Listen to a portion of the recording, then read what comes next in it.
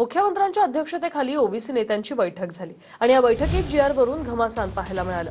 विधी आणि न्याय विभागाची परवानगी न घेता हैदराबाद गॅझेट संदर्भात जीआर कसा काढला असा सवाल भुजबळांनी केला। तर प्रमाणपत्रांबाबत श्वेतपत्रिका काढण्याची पंकजा मुंडे यांनी मागणी केली। हैदराबाद गॅझेटचा जीआर रद्द करा अशी मागणी वडेट्टीवार करतायत। सह्याद्री अतिथीगृहावर मुख्यमंत्री फडणवीसांच्या उपस्थितीमध्ये झालेल्या बैठकीत ओबीसी नेते आक्रमक झाले। मंत्री भुजबळ, मंत्री पंकजा मुंडेंसह विजय वडेट्टीवार बैठकीमध्ये आक्रमक झालेले पाहायला मिळाले। भुजबळ काय म्हणाले ते आपण पाहूया। विधी आणि न्याय विभागाची परवानगी न घेता हैदराबाद गॅझेटवरून शासन निर्णय कसा काढला असा सवालच भुजबळांनी केला। तर ओबीसी समाजासाठीच्या महाज्योतीकरता सरकारी निधी लवकर का उपलब्ध होत नाही असा सवाल देखील भुजबळांनी केला। तर मराठा समाजाला कुणबी दाखले दिले जातात त्या संदर्भात श्वेतपत्रिका काढा अशी मागणी पंकजा मुंडेंनी केली। माझी विनंती आहे की तो 2 सप्टेंबरचा जीआर रद्द करा आणि 10 ऑक्टोबरला तो निर्णय घेऊन प्रतिनिधी घेऊन मोर्चात पाठवा। मोर्चामध्ये आम्ही त्यांचं स्वागत करू। कोणाच्या बापाची पेंड आहे काय जीआर रद्द करणं? हैदराबादच्या गॅझेटच्या आधारे तो जीआर काढलाय। मराठवाड्यातला सगळा मराठा कुणबी आहे यासाठी तो जीआर काढलाय। असं रद्द करणं आणि हे करणं सोप्या गोष्टी आहेत का? सरकारने बोलावलेल्या बैठकीत सकल ओबीसी संघटनांनी मुख्यमंत्र्यांना निवेदन दिलं। या बैठकीमध्ये सकल ओबीसी संघटनांनी प्रमुख मागण्या मांडल्या।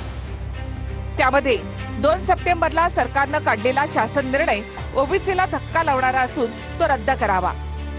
2014 पासून दिले गेलेले जात प्रमाणपत्र आणि जात पडताळणी प्रमाणपत्राची श्वेतपत्रिका काढावी। माननीय मुख्यमंत्र्यांनी हे स्पष्ट केलं आहे की कुठलाही खोटं प्रमाणपत्र जर कोणी काढलं असेल, खोडतोड केली असेल किंवा एखाद्या अधिकाऱ्यांनी चुकीचे प्रमाणपत्र दिले असेल तर तो अधिकारी जबाबदार राहील। त्या अधिकाऱ्यावर कारवाई होईल। कुठल्याही परिस्थितीमध्ये कुठल्याही समाजावर अन्याय होणार नाही। ओबीसीच्या ताटातलं कोणी घेणार नाही। 10 तारखेचा मोर्चा जो ओबीसी संघटनांनी कॉल केला आहे तो मोर्चा मात्र परत घ्यावा। राज्याची पूर परिस्थितीचा विचार करून हा मोर्चा परत घ्यावा अशी विनंती माननीय मुख्यमंत्री महोदयांनी विजय वडेट्टीवार आणि सर्व शिष्टमंडळाला केली आहे। 10 ऑक्टोबरला तो निर्णय घेऊन तुमचा प्रतिनिधी घेऊन मोर्चात पाठवा।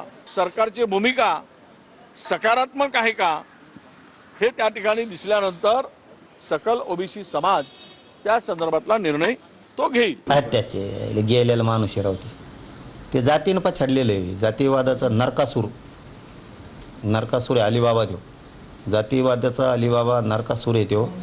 याला त्या पदावर ना खरं ठेवायला नाही पाहिजे फडणवीस साहेबांनी।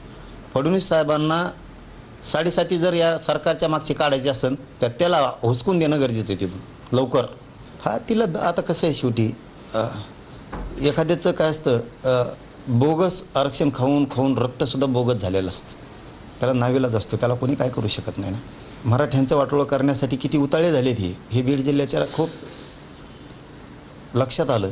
मराठ्यांनी ध्यानात ठेवा, सुखी समाधानी पोरं करायची असली ते अडथळा दूर करा, यांना संपवा आता।